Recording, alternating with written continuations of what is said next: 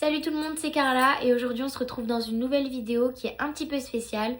C'est ma première vidéo face cam et aujourd'hui je vais vous parler de la Nouvelle-Zélande et comment ça se passe et comment va se passer mon road trip tout en répondant à vos questions.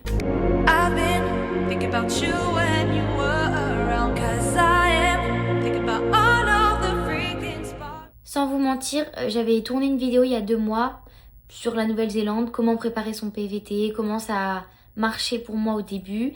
Et je l'ai jamais posté parce que ce serait vous mentir, vu que rien ne s'est passé comme prévu. Et que du coup je suis obligée de changer la suite de mon trip à cause de tout ça.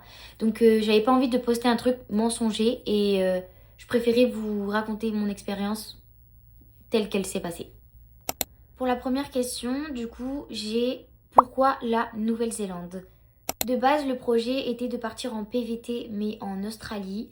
Et comme il y avait un ami à Dylan qui partait le faire en Nouvelle-Zélande avec une de mes amies aussi, on s'est tout simplement rattaché à eux pour vivre l'expérience à 4.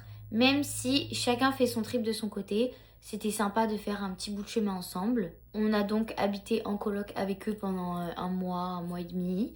Et après, on est parti nous en pet sitting. Et il faut préciser que le pote de Dylan, du coup, ne peut pas faire l'Australie parce qu'il l'a déjà fait. Donc c'est pour ça qu'on s'est dit, on fait la Nouvelle-Zélande maintenant. Et l'Australie, on pourra le faire n'importe quand après. Le coût de la vie en Nouvelle-Zélande. Alors, je suis un peu mitigée. Je trouve pas ça excessivement cher. Par exemple, les courses. Mais la qualité des produits est moins bien. Donc du coup, en fait, à Idono, je fais pas trop les courses, moi. Dans les vêtements, par exemple, c'est les mêmes prix qu'en France. Je trouve que ça change pas trop. Et après, quand on fait la conversion, par exemple, quand on va boire un verre ou quoi, il me semble que c'est équivalent à chez nous. C'est équivalent chez nous. Par contre, tout ce qui est téléphone, appareil photo, ordinateur, tout ça, par contre ça c'est vraiment moins cher ici. Est-ce que c'est facile de trouver du travail et est-ce que tu as déjà regretté d'être venu? Alors, ça dépend. Ça dépend à la période à laquelle on arrive et ça dépend vos expériences et votre niveau d'anglais. Pour ma part et uniquement pour ma part, ce qui s'est passé c'est qu'on est arrivé mi-novembre et on est arrivé du coup sur Tauranga, la ville où on est, fin novembre, le 19, un truc comme ça. Et j'ai postulé partout. Donc j'ai imprimé des CV, j'y suis allée, je me suis présentée. Première erreur que j'ai faite au début, j'ai été trop honnête. Je sais pas pourquoi. Je pense que c'est un défaut de ma personnalité. Je suis arrivée, on m'a dit est-ce que tu as de l'expérience? Et ben j'ai dit non. J'ai dit non, mais je peux apprendre, vous inquiétez pas. En plus, quand on m'a demandé est-ce que tu as un bon niveau d'anglais? Non. J'ai dit non, mais je sais pas pourquoi, genre vraiment je regrette. Donc ne faites pas comme moi, mentez. Donc au début j'ai un peu galéré, mais j'ai eu 2 entretiens. Un entretien où le mec il me dit c'est pas grave si t'as pas beaucoup d'expérience et que tu parles pas bien anglais, moi je m'en fous. Il me dit en gros je te veux. Et le deuxième il me dit non, tu parles pas bien anglais donc ce sera pas possible. En fait j'ai eu une réponse favorable. Donc chez le premier entretien que j'avais. Donc en soi, en 2-3 jours, j'avais trouvé du travail. Hein. Donc pour moi, c'était ok. Lui aussi, c'était ok. Et il me dit, écoute, je t'appelle la semaine prochaine.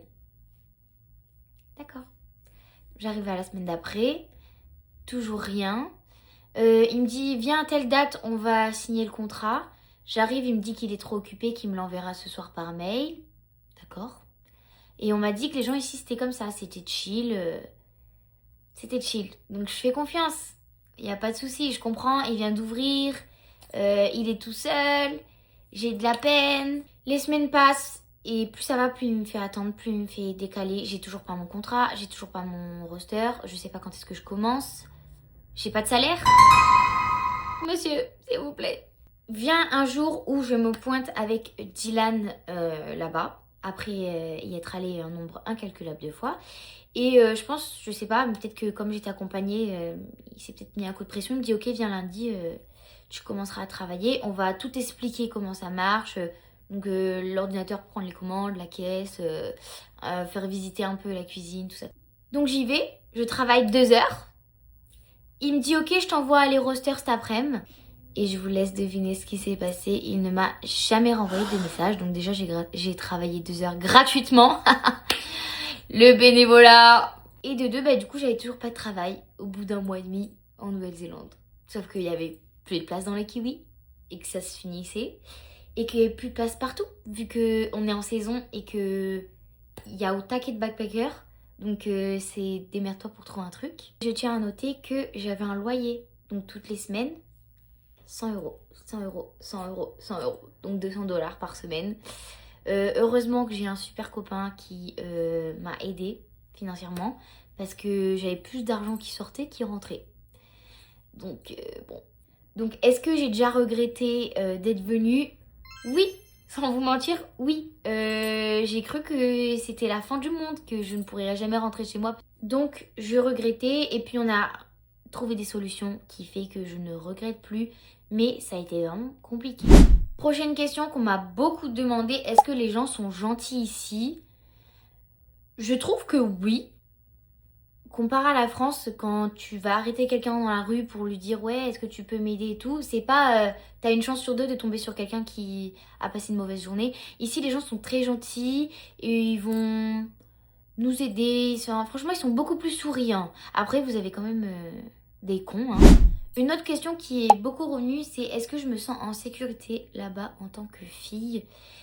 Et oui, honnêtement, oui. Après, je me balade pas souvent toute seule dehors, etc. Mais toutes les fois où j'ai pu le faire, je me sentais pas en danger. Après, là, on est dans une petite ville, donc bon, voilà, c'est assez chill. Mais quand on était à Auckland, par exemple, il y avait beaucoup de crackheads et ils sont hyper gentils en fait. Donc, ils s'en foutent de vous. Genre, ils sont là, ils chantent, ils crient, mais tant que vous venez pas les emmerder.